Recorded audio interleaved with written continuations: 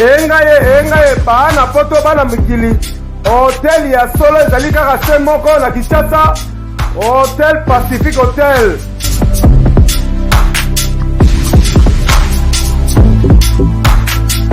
Ezali na balabala ya Kitoko Kabamba Wangata, précisément na avenue Luvungi numéro 146 na commune ya Kinshasa.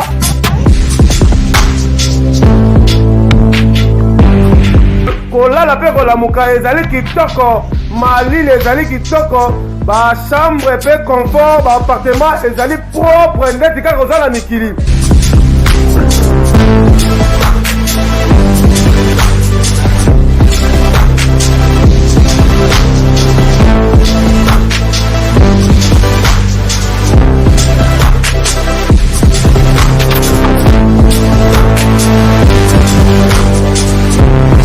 Kuna kolia cuisine africaine de cuisine européenne.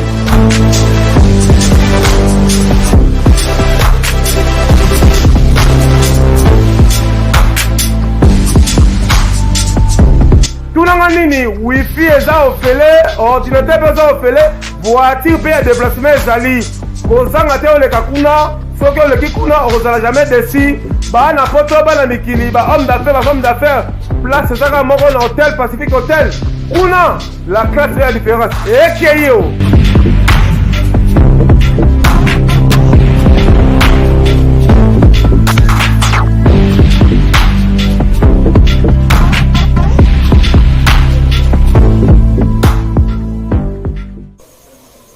Bonsoir, bonjour, internaute, nous sommes sur la minute na Banca Télévision. À la présentation, Marcel Nombi à la kamikaze de la presse, la journaliste Pacho RFI. Je viens juste vous annoncer, flash, le journaliste Pacho RFI a été enlevé par des personnes inconnues. Oh, tous les places où enlevé. Tant que l'andeli, tu es arrêté. Arrêté par qui? Par un musicien. Oh, n'a pas cité dans la note pour aux informations lobby. Mais il est juste annoncé que le journaliste a été arrêté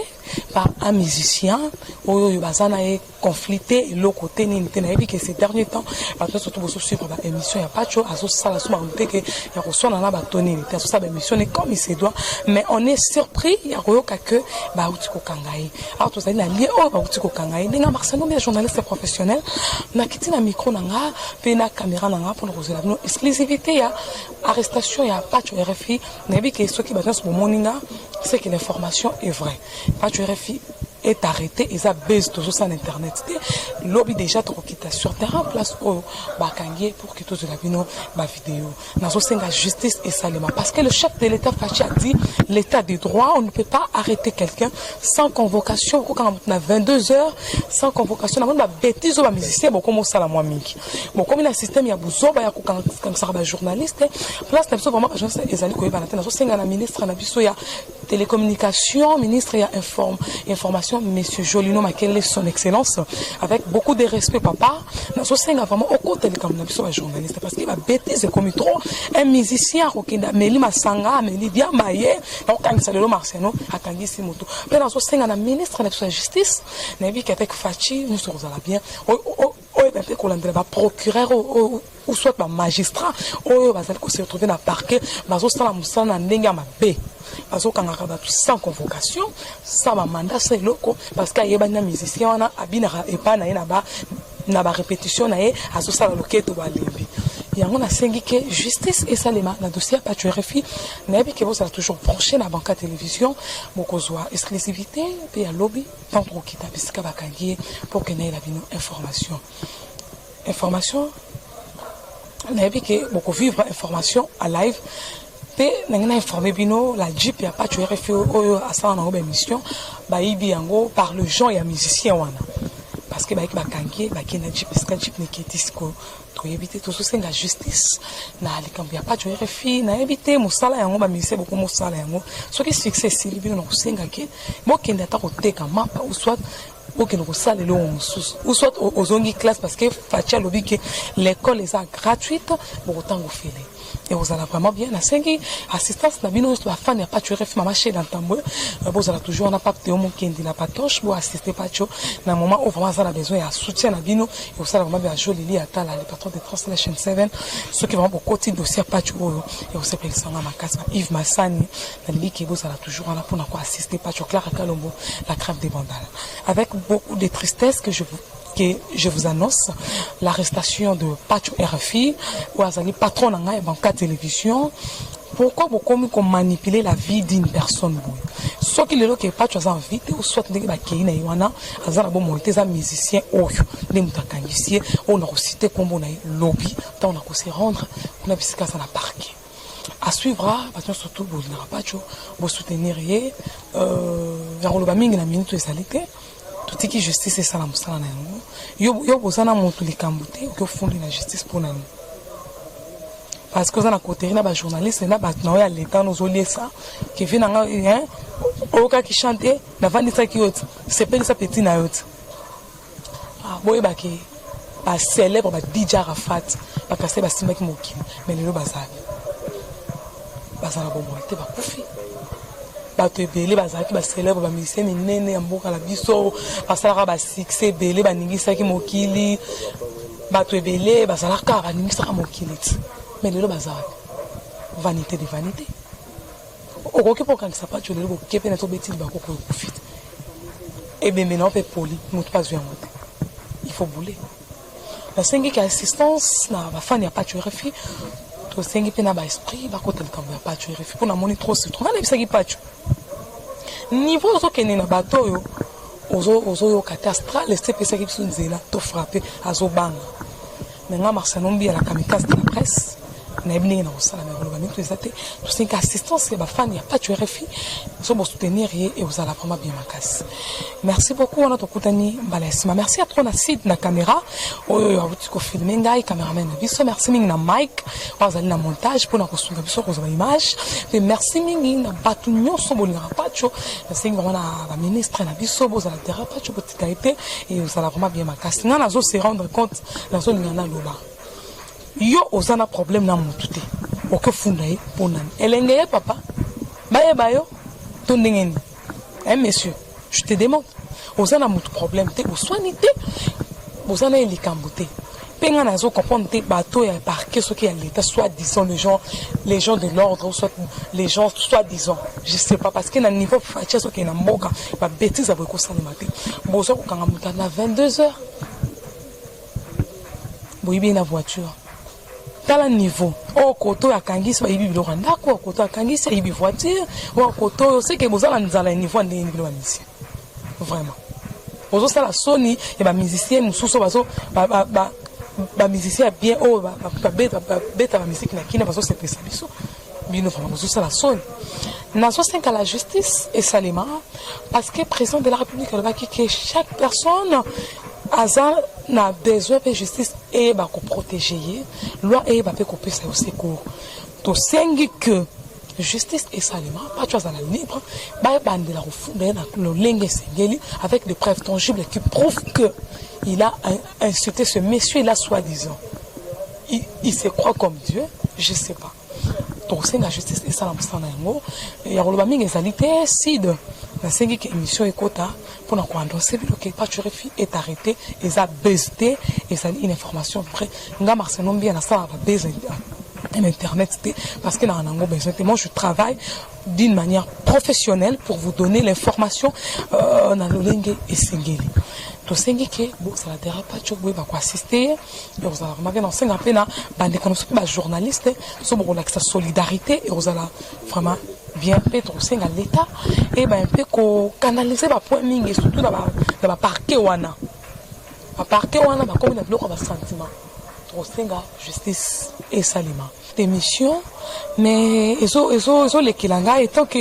une journaliste professionnelle on a eu le temps de passer 5 ans na efasik pour notre tanga métier na biso ça la vraiment le sous respecter j'allais mettre fin mais écoutez mes soukinga étant qu'une maman je peux pas voir que mon parent responsable avec ses enfants d'emblée kaka boyer bande de musiciens bosangani sans succès, tout ça, vous avez un journaliste, azali responsable oui adresse nae mais bi kena niveau ba norme ezali na pays na biso pe ndenge justice ezala na ba norme batinde la convocation premier deuxième na troisième soit qualité quatrième des mandat d'amener mais au moment où na 21h s'il vous plaît chef de l'état on doit qu'il état des droits nazo zongisa okaka na ba parole na mo ba ki état des droits ba ki ba ministre yoche au Hollande comme il se doit aux alliés béton sunga biso un peu parce que la ministre de justice a sikabandi tolingi toyeba quelle structure bakangi motu na 22h un parent sans convocation avec de maîtres et un musicien wana nakati ba menacer bakati bilamba ba yibi voiture ba yibi ba téléphone c'est quelle scène bon et ba ko expliquer biso bazokana ke soki kutu ninga sakani kutu wana za razoba to bomi même la prison kufa naza na besoin que la justice est salima nebi ke bato belé bozotalanga bokoloba ke ça buzz boniko créer buzz pour que vous soyez au dimat comment pas tu ngeke si les onga moi je ne crée pas de buzz jamais abato batalanga boyebi que je suis très professionnel na insulta kate na créer ba buzz te ngaso ko mtelinga na allure ya ofinga na kenda na ngona ndenge normal na ndenge ya déontologie journalistique nazo senga na baninga nga ba journaliste question ezalite ke ngana zala attaché de presse ya fionto zala attaché de presse ya mpui tozana besoin ya solidarité autour solidarité et zala de lelo